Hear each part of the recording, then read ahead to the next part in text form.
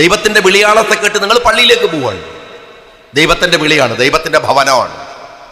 അല്ലെങ്കിൽ നിങ്ങൾ ക്ഷേത്രത്തിലേക്ക് പോവുകയാണ്, ദൈവസാന്നിധ്യത്തെ അനുഭവിക്കാൻ പോവുകയാണ്. പോകുന്ന വഴിയിൽ വഴിയോരത്തൊരു മനുഷ്യൻ വേദന കൊണ്ട് പുളയുന്നുണ്ട്, ആശുപത്രിയിൽ എത്തിക്കണം, നന്നായി വിശക്കുന്നുണ്ട്. അവനെ കാണാതെ നിങ്ങൾ പള്ളിയിൽ പോയാൽ, അമ്പലത്തിൽ പോയാൽ അവിടെ ദൈവം ഉണ്ടാവില്ല. ദൈവം ആ സങ്കടപ്പെടുന്നവൻ്റെ കൂടെയാണ് ഉണ്ടാവുക. അതാണ് ദൈവം സത്യമാണ് എന്നതല്ല ശരി, സത്യമാണ് ദൈവം എന്നതാണ് ശരി. രണ്ടും തമ്മിൽ വ്യത്യാസമുണ്ട്. ഗാന്ധിജി പറഞ്ഞ മനോഹരമായ ഒരു വാചകത്തിൻ്റെ ഏറ്റവും രസമുള്ള അല്ലെങ്കിൽ ഏറ്റവും സുന്ദരമായ ഒരു ഭാഷാർത്ഥം അതാണ്. KMCC എന്ന് പറയുന്നത് യഥാർത്ഥത്തിൽ കാരുണ്യത്തിൻ്റെ ഒരു മഹാപ്രപഞ്ചം എന്ന് പറയാവുന്ന തരത്തിൽ പ്രവർത്തിച്ചു കൊണ്ടിരിക്കുന്ന ഒരു സംഘടനയാണ്. കോവിഡ് കാലത്ത് KMCCയുടെ ഒരു അന്താരാഷ്ട്ര തലത്തിൽ നടക്കുന്ന പ്രവർത്തനങ്ങളെ പാർട്ടിയുടെ ചുമതല അനുസരിച്ച് ക്രോഡീകരിച്ച് കണക്കെടുക്കാൻ ഞാനതിൻ്റെ ചുമതല ഏറ്റെടുത്ത ഒരാളായിരുന്നു. ഏകദേശം അന്നത്തെ കണക്ക് 1 കോടി രൂപയിൽ 100 കോടി രൂപയിലധികം KMCCയുടെ സാമ്പത്തിക ഇടപെടലുകൾ ഉണ്ടായിരുന്നു കോവിഡിൻ്റെ കാലത്ത് അന്താരാഷ്ട്ര തലത്തിൽ തന്നെ. എന്ന് വെച്ചാൽ ഒരുപടി വോളണ്ടിയർ ഓർഗനൈസേഷൻസിനേക്കാൾ സ്വന്തം കയ്യിലെ പണമെടുത്ത് അത്തരത്തിൽ ലോകത്ത് ജീവകാരുണ്യ പ്രവർത്തനം നടത്തിയ മറ്റൊരു സംഘടന ഉണ്ടാവില്ലെന്ന് ഉറപ്പിച്ചു പറയാൻ കഴിയുന്ന വിധത്തിലുള്ള പ്രവർത്തനമായിരുന്നു അന്ന് KMCC നടത്തിയിട്ടുണ്ടായിരുന്നത്. ആ ഒരു കാരുണ്യ പ്രവാഹത്തിൻ്റെ ഭാഗമായിട്ടാണ്, ഒരുപക്ഷെ വളരെ പ്രൊഡക്റ്റീവായിട്ട് ആലോചിച്ചുകൊണ്ട് KMCCയുടെ പ്രവർത്തകന്മാർ നാട്ടിലേക്ക് തിരിച്ചു വരുമ്പോൾ, പ്രവാസം എന്ന് പറയുന്നത് പഴയകാലത്ത് നമുക്കറിയാം, ഒരു 50-60 വയസ്സ് കഴിഞ്ഞാൽ പരമാവധി പിടിച്ചു നിന്ന് നാട്ടിലേക്ക് തിരിച്ചു വരും. ഇന്ന് പ്രവാസം ഒരു അപങ്കുരമായ ജീവിത പ്രക്രിയയാണ്. ഒരു പ്രവാസി വിദേശ രാജ്യത്ത് പോയി നിന്ന് കഴിഞ്ഞാൽ പിന്നെ അയാളുടെ മക്കളാണ് പോകുന്നത്. പിന്നെ മക്കൾ വാപ്പയെയും കൊണ്ടോ ഉമ്മയെയും കൊണ്ടോ അങ്ങോട്ട് പോകും.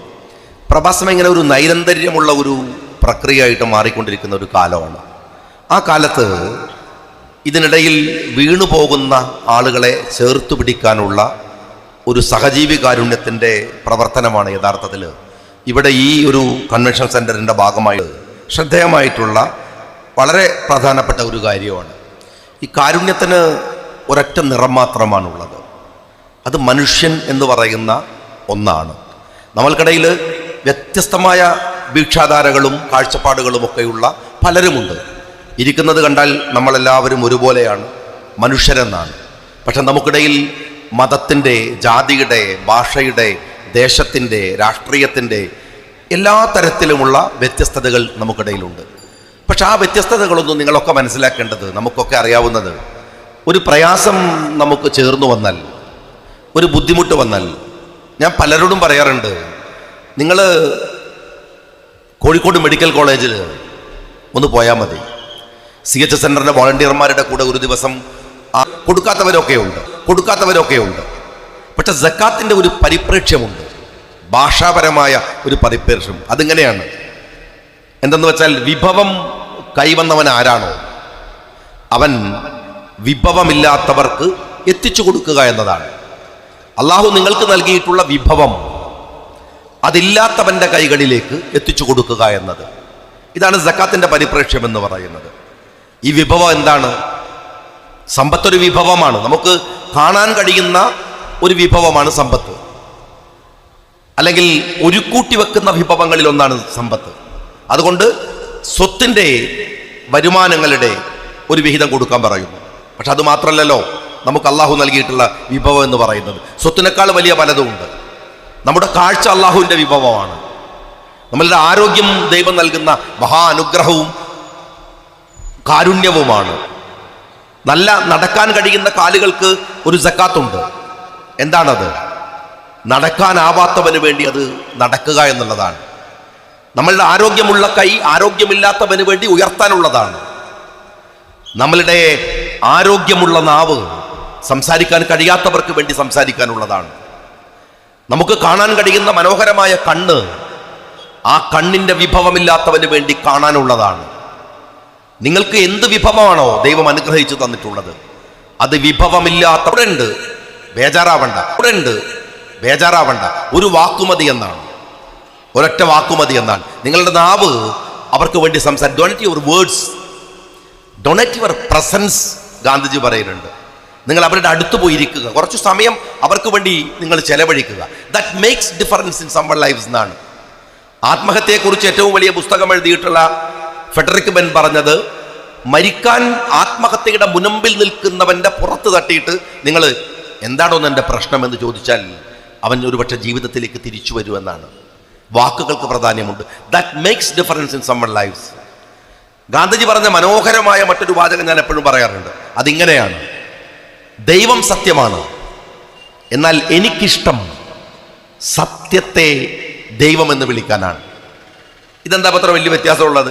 ദൈവം സത്യമാണ്, പക്ഷെ ഗാന്ധിജി പറയുന്നു എനിക്കിഷ്ടം എന്നാൽ സത്യത്തെ ദൈവം എന്ന് വിളിക്കാനാണ്. എന്താ വ്യത്യാസം എന്നറിയോ? നിങ്ങൾ ദൈവത്തെ തെരഞ്ഞു പോവാണ് നമ്മൾ പള്ളിയിലേക്ക്. ബാങ്ക് കൊടുത്തല്ലേ പോവാം, ബാങ്ക് കൊടുത്തു. ദൈവത്തിന്റെ വിളിയാളത്തെ കേട്ട് നിങ്ങൾ പള്ളിയിലേക്ക് പോവാണ്.